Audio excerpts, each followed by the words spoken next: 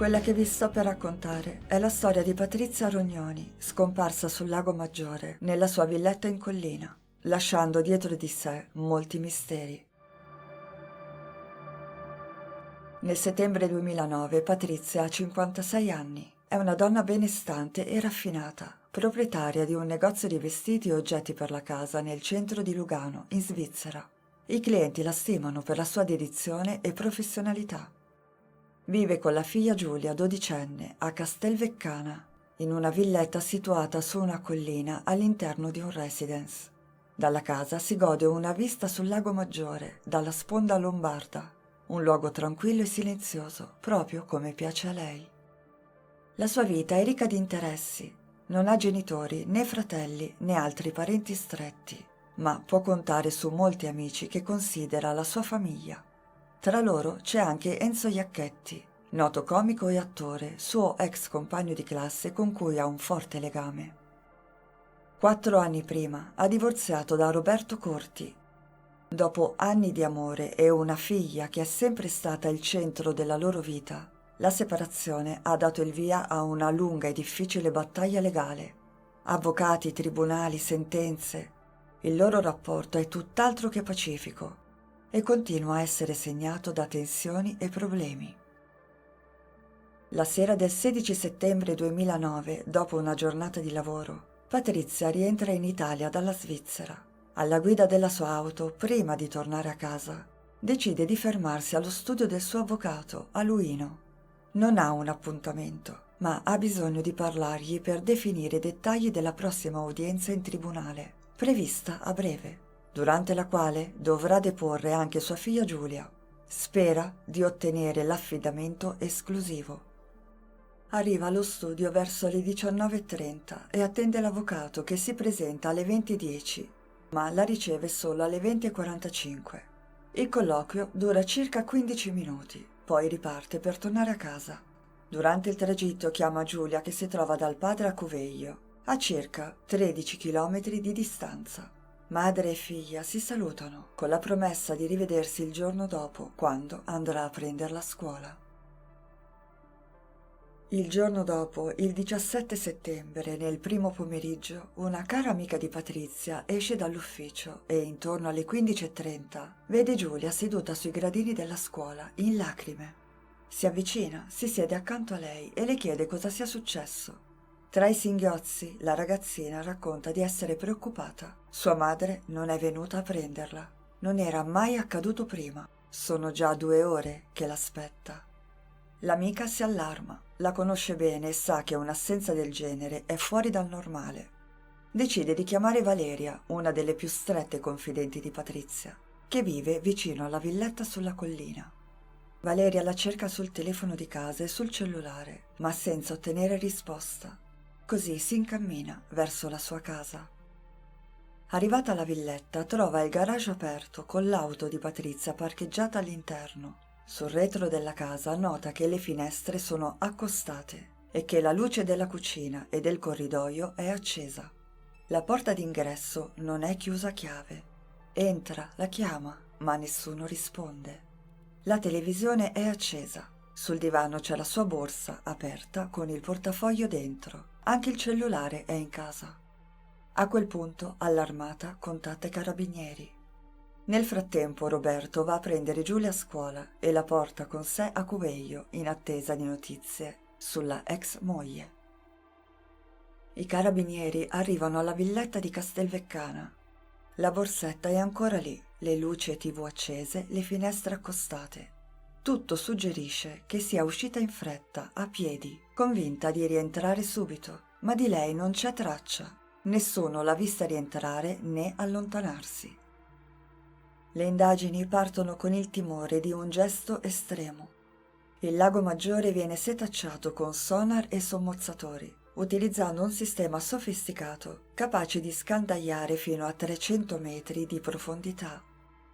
Le ricerche iniziano dal porticciolo di Caldè e si concentrano nel tratto tra Maccagno e Laveno Mombello, ma i fondali scuri non restituiscono nulla.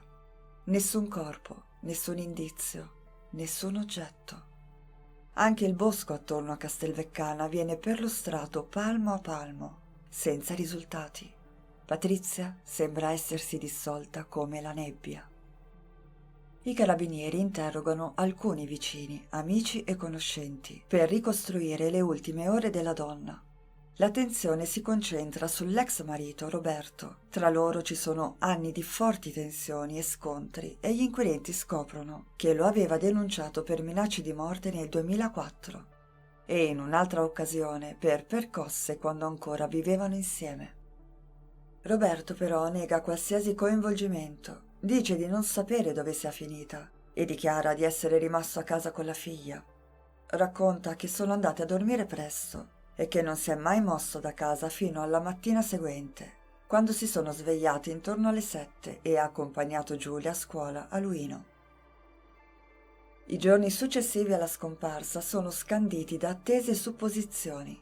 Le ricerche proseguono mentre il suo negozio rimane chiuso. A Castelveccana, un piccolo e tranquillo paese, l'intera comunità si stringe attorno a Giulia e agli amici più cari. L'inquietudine cresce, ma il tempo scivola via senza risposte. C'è però un punto su cui i suoi amici non hanno dubbi. Patrizia non si è suicidata. Non solo perché era una donna forte, piena di vita, ma perché mai avrebbe inflitto un simile dolore alla figlia, l'amore più grande della sua esistenza, né con un gesto estremo né con una fuga volontaria. Per quanto il rapporto con l'ex marito fosse logorante e gli ultimi anni fossero stati segnati da colpi bassi da entrambe le parti, non avrebbe mai abbandonato Giulia. La sua vita non era disperata, al contrario. Oltre ai problemi legali, aveva un'esistenza ricca di soddisfazioni. Il lavoro, gli amici, le sue passioni. Si stava battendo con determinazione per la custodia della figlia, con il desiderio di lasciarsi alle spalle le dispute in tribunale e tornare a una vita più serena. Dopo settimane di ricerche senza risultati, emergono dettagli inquietanti.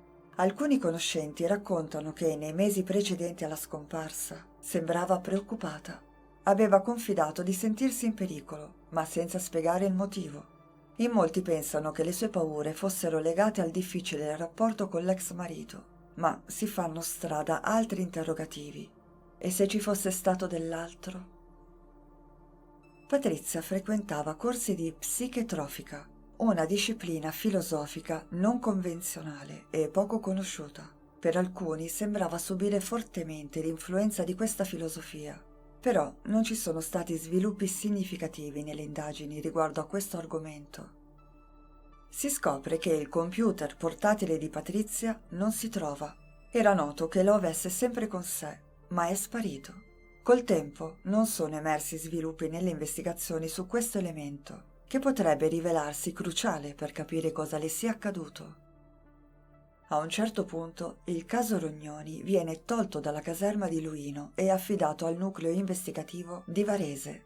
Questo passaggio complica ulteriormente la situazione, causando rallentamenti e un sostanziale blocco dell'inchiesta. 2 anni dopo la scomparsa, la trasmissione Chi l'ha visto si occupa del caso. Iniziano le interviste e il giornalista Giuseppe Pizzo si reca nel residence dove abitava. È lì che fa una scoperta importante. Una vicina ricorda chiaramente che la sera della scomparsa era rientrata a casa verso le 20, quando ancora Patrizia era in attesa nello studio del suo avvocato. E mentre il cancello automatico si apriva per farla entrare con l'auto, aveva notato una vettura scura, forse blu, simile a una Peugeot 106. All'interno c'erano 2 uomini. I vetri erano appannati come se fossero rimasti lì a lungo, lasciando la condensa sui finestrini. La scena l'aveva insospettita e trovandosi sola, al buio, aveva preferito rientrare subito nel residence. Ma il fatto più sconcertante è un altro. In 2 anni nessuno degli inquirenti l'aveva mai interrogata. Non sapeva se il particolare fosse rilevante e nessuno le aveva mai chiesto nulla. Solo dopo la messa in onda della trasmissione viene finalmente ascoltata dagli investigatori. Probabilmente sono state fatte verifiche sull'auto, ma non è stato possibile per gli inquirenti risalire al proprietario. Nel paese circolano voci su un possibile giro di soldi e su pressioni subite da parte di persone poco raccomandabili, ma restano solo ipotesi che si scontrano con l'assenza di prove. Si scopre però un elemento allarmante. Patrizia aveva un conto cointestato con un'amica, contenente centinaia di migliaia di euro, anche se l'importo esatto non è chiaro, e una cassetta di sicurezza in Svizzera. Dopo la sua scomparsa, entrambi risultano svuotati, alimentando il mistero e suggerendo un possibile movente economico. Ma ancora una volta le indagini si arenano. L'amica dichiara di non aver prelevato nulla e non emergono sviluppi su questa pista. In più, non è noto cosa dicano gli inquirenti, né quali investigazioni siano state condotte su questo aspetto. Sempre Giuseppe Pizzo intervista l'avvocato di Patrizia, l'ultima persona a vederla prima della sua scomparsa. La sua dichiarazione suscita scalpore e indignazione. Con una leggerezza sconcertante, tra sorrisi e battute fuori luogo, ammette: «Quella sera mi sono divertito a farla aspettare», riferendosi ai 40 minuti di attesa. Poi descrive il rapporto tra i due coniugi come una guerra ed esprime dubbi sull'efficacia delle indagini. Nei giorni successivi l'avvocato si scusa pubblicamente per il tono e i modi inopportuni dell'intervista. A parlare è Enzo Iacchetti, che ricorda con affetto l'amica. I giorni di scuola insieme e le cene con ex compagni e professori che continuavano a organizzare nonostante il passare degli anni. Il suo ricordo è carico di amore e gentilezza, ma le sue parole si fanno dure quando si parla delle indagini. Lui, come gli amici, è convinto che il caso non sia stato trattato con la dovuta serietà. Più volte hanno cercato di interloquire con gli inquirenti, chiedendo aggiornamenti o semplicemente di essere ascoltati, ma sono stati liquidati con frasi come «Tu fai il tuo lavoro, che noi pensiamo al nostro». Per questo Iacchetti e altri 30 amici decidono di fondare un comitato per ritrovarla. Non aveva parenti. Noi siamo la sua famiglia, dicono. Il comitato cresce rapidamente. Da 30 membri diventa una rete di oltre 1000 persone. Scrivono lettere, chiedono di essere informati, insistono perché la scomparsa di Patrizia non venga dimenticata. Poi accade qualcosa di strano. Gli inquirenti contattano Iacchetti, chiedendogli di non apparire più in televisione, soprattutto a chi l'ha visto, perché, dicono, sono vicini a una svolta nelle indagini. La sua esposizione mediatica potrebbe confondere e agitare le acque. E così il comico accetta, fiducioso. Ma i mesi passano. Nel 2013 il comitato inizia a rendersi conto che quella promessa era forse solo un modo per farli tacere. Non ci sono svolte, non emergono nuove piste, non viene trovato un corpo e nessun indagato. Sono passati 4 anni dalla scomparsa e ancora molte persone, a lei vicine, non sono mai state interrogate. Un giorno Iacchetti riceve per posta un libro scritto da una sensitiva, o forse 2 sensitivi. Nel testo infatti l'autore alterna il maschile e il femminile quando parla di sé.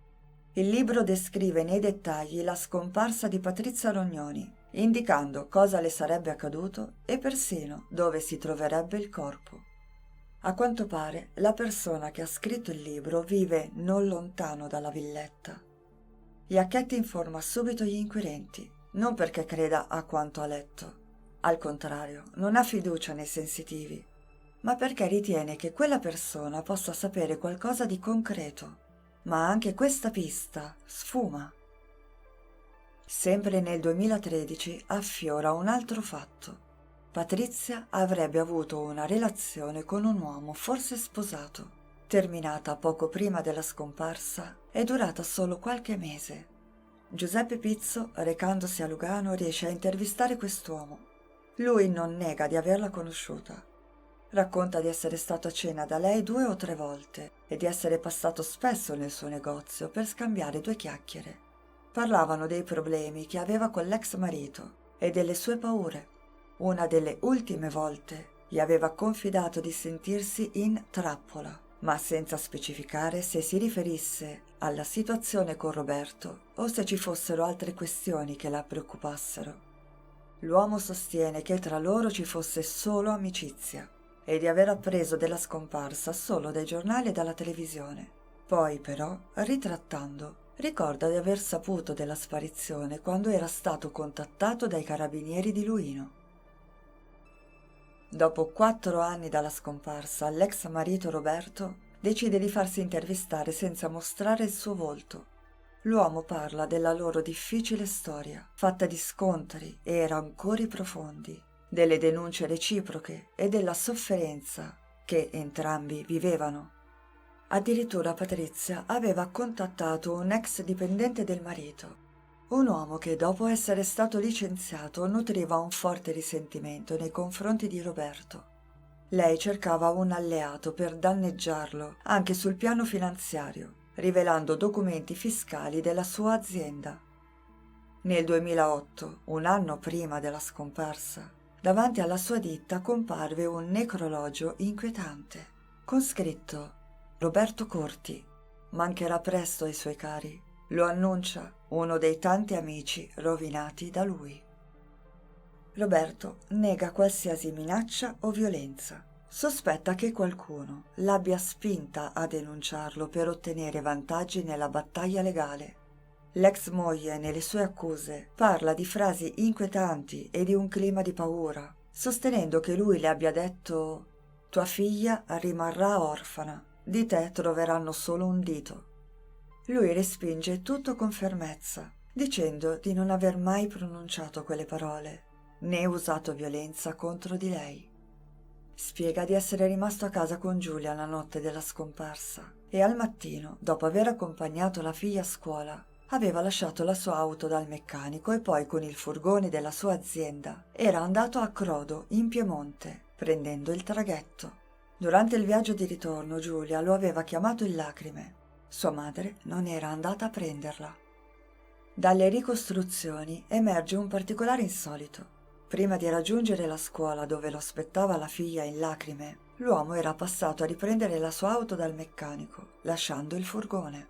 Un tragitto che aveva allungato il percorso di circa 10 chilometri.